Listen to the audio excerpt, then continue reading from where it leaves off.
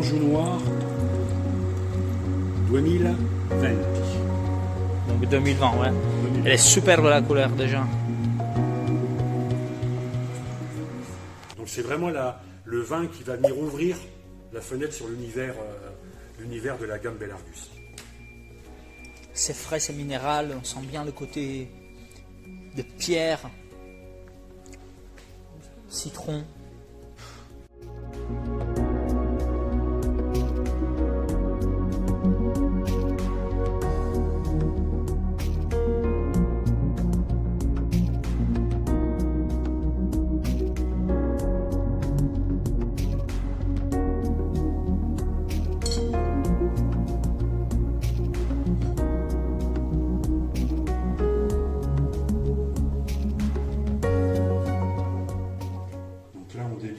La dégustation avec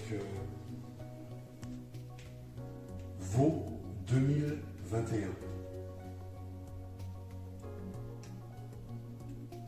Ça c'est une parcelle qui se trouve sur l'appellation Quart de Chaume. Donc quart de chaume sec. Quart de Chaume sec. On sent bien au nez qu'il y a plus de matière, en fait, plus de complexité.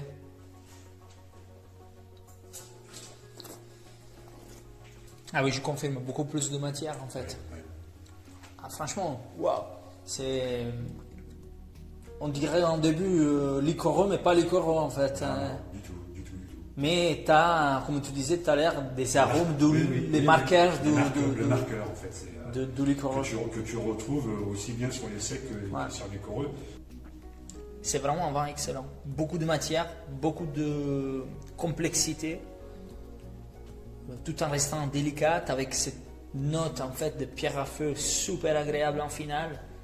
Bon, si vous avez des vins minéraux avec de la concentration, ça c'est le cas, hein. Faites-vous plaisir. Sur la cuvée Rouher. Rouher. Donc Rouher, on est toujours sur l'appellation Quart de Chaume, grand cru, en sec, mais avec une typologie des sols différents. C'est-à-dire que là, on est principalement en présence de grès Poudingue.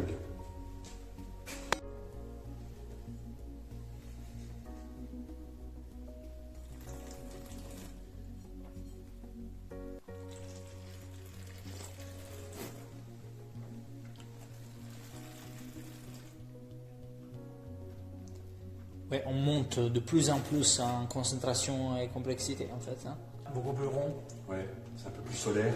C'est ça. Comme si on s'y dirigeait en fait sur la sensation de plus en plus vers le moelleux. En fait. Oui, tout à fait. Une touche moelleuse en fait, ouais, c'est ça. Ouais. Je le verrais bien en fait sous un petit peu des plats, tu vois, un peu indiens, à base de curry, tu vois, un peu des épices exotiques, tu vois. Exactement. Parce que tu as cette rondeur que, à mon avis, ça mettrait en valeur ces plats-là. C'est plus gras aussi, c'est légèrement plus gras.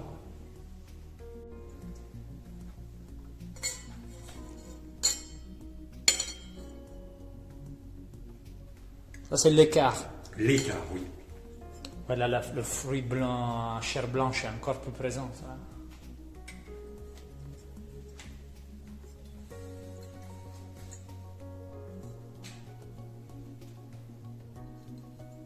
Au niveau des sols, là, on est principalement sur des schistes. À la différence des Rouher, on est sur le grès Poudingue que je t'ai montré il y a un instant. En fait, je trouve que le contraste schiste, en fait, rondeur, ça donne un côté salant au vin. Ouais, exactement. Waouh, étonnant, vraiment, on dirait iodé quoi après ça. Voilà, exact. Et toujours plus on va dire, plus droit. Peut-être, alors c'est peut-être pas le mot que je veux exprimer, mais tu vois, c'est un peu plus austère, tu vois, c'est un peu plus. Oui, tout à fait. Tu vois ce que je veux parce dire. qu'il est mais plus, austère, comme tu dis, austère pas dans le mauvais sens. Parce qu'il est dans le sens qu'il est plus tendu en fait. Voilà, c'est plus tendu. Mais tu as ce mariage avec la structure quand même qui est là. Ouais. Moi je vois bien ça par exemple avec un beau poisson au four. Nous on fait ça en croûte de sel par exemple. Tu vois, la dorade aux croûtes de sel, ou la sole aux croûtes de sel.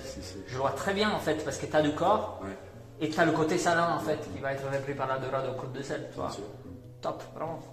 Pour moi, j'appelle ça de la modernité, une fraîcheur tendue, de grande précision, équilibré, avec ce corps quand même remarquable, de la constatation remarquable. Moi j'appelle ça des vins modernes, tu vois.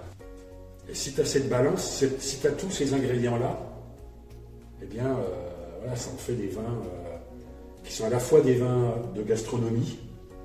Ah, c'est sûr que c'est des vins de gastronomie. Parce qu'en fait, je dis systématiquement de gastronomie parce que toi, la première chose que tu as faite dès que tu as commencé à déguster, tu as commencé à parler de plats. Ah oui, tu peux pas ne pas t'imaginer des accords voilà, avec ça. Exactement. Avec tous vos vins d'ailleurs. Hein. Moi, je trouve que c'est aussi une des forces de ces vins-là, c'est qu'en fait, ils donnent envie de les accorder. Quoi. Ouais.